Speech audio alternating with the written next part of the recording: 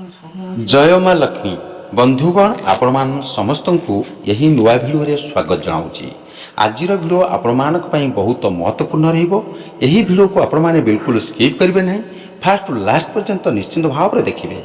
दर्शक बंधु एवं शुणु, शनिवार दिन शोवा पूर्व खट तले सोरिष तेल रखी ताकू गरीब लोक दान करें घर को धन संपत्ति एवं लक्ष्मीकर आगमन होता है। डिमिरी गछर चेर को कपड़े बांधि मन रखु चांदीर कवच भितर रखी बेकरे पकाइबा द्वारा आर्थिक संपन्नता वृद्धि होता है। घरे पैसा रखुवा आलमारी रे 9टी कौड़ी सहित गोटे तंभा पैसा रखिबा द्वारा मन रखु शुभ होता है, पैसार अभाव दूर होता है। प्रत्येक गुरुवार दिन तुलसी गछरे क्षीर अर्पण करने द्वारा शुभ होता है एवं आर्थिक स्थिति मजबूत होता है। भोजन करने पूर्व कुकुर किंबा गाई ପାଇଁ किसी खाद्य बाहर करने द्वारा मंगलकारी होता है एवं केबे भी आर्थिक समस्या देखा दे न थाए। बंधुगण एवं शुणु, नियमित भाव में कदली गछर मूल जल अर्पण करने द्वारा एवं घी दीप जलाइबा द्वारा दरिद्रता दूर होता है।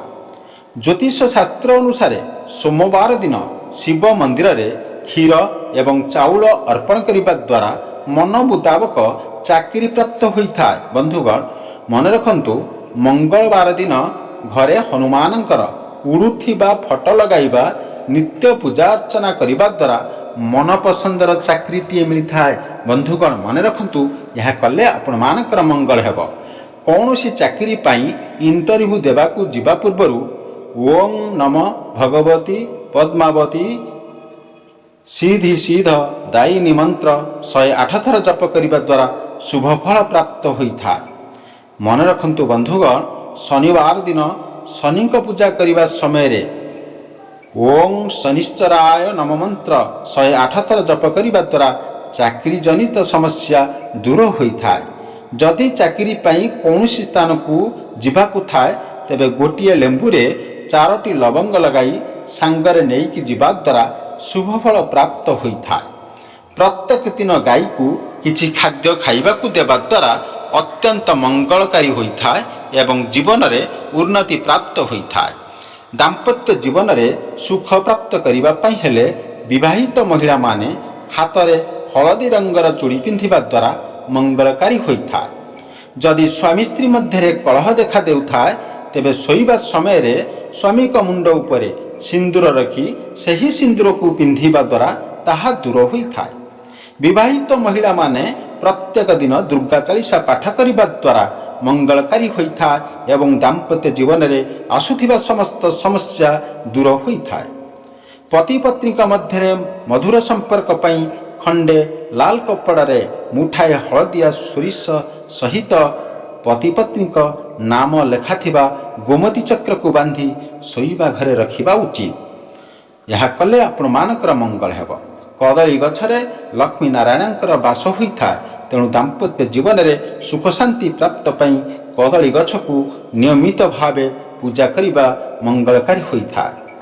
शनिवार मंगलवार एवं गुरुवार दिन महिला माने नख काटिबा अनुचित एवं पुरुष माने बाल काटिबा उचित नुहे।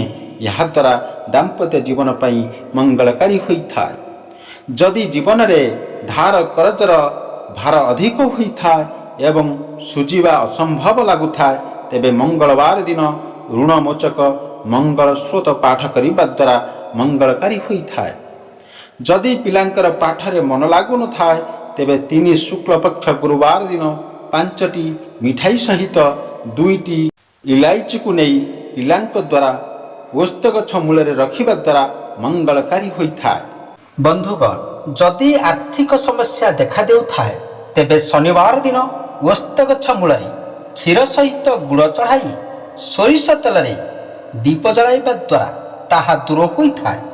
बंधुगण एवं शुणु, रविवार दिन सूर्य को अर्घ्य दान करने समय रे जल रे सिंदूर एवं खसा मिसाई अर्घ्य देले आर्थिक स्थिति मजबूत होता है।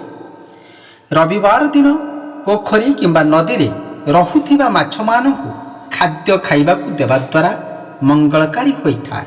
ता सहित लक्ष्मी कृपा प्राप्त होता है। ବନ୍ଧୁଗଣ ମନେ ରଖନ୍ତୁ, ଏହା କଲେ ଆପଣମାନଙ୍କର ମଙ୍ଗଳ ହେବ।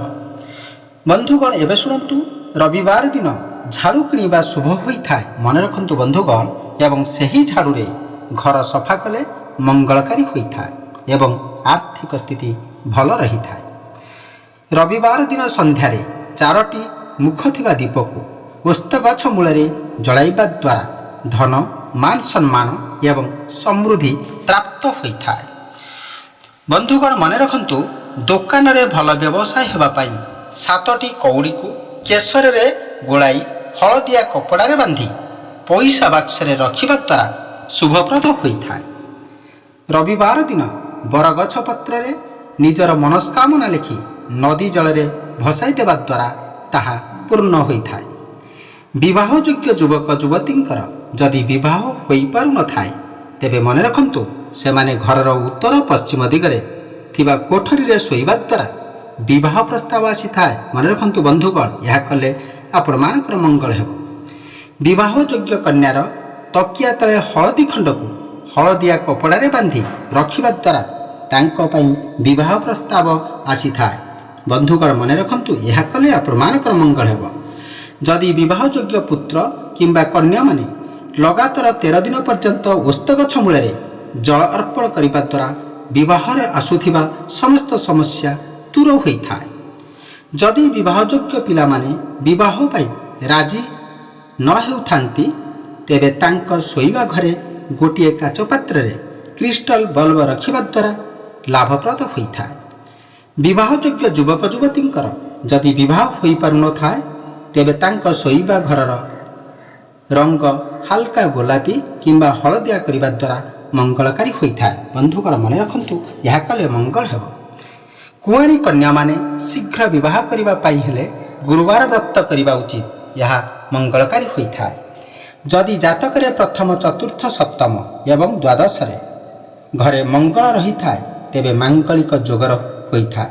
ଏହାଦ୍ୱାରା ବିବାହ ଡେରିରେ ହୋଇଥାଏ ଏବଂ ବିବାହ ଉପରେ ମତଭେଦ ଦେଖା ଦେଇଥାଏ। ମଙ୍ଗଳ ଦୋଷରୁ ମୁକ୍ତି ପାଇଁ ମଙ୍ଗଳବାର ବ୍ରତ କରିବା ଉଚିତ ଏବଂ ଘଟ ବିବାହ କରିବା ଦ୍ୱାରା ଲାଭପ୍ରଦ ହୋଇଥାଏ।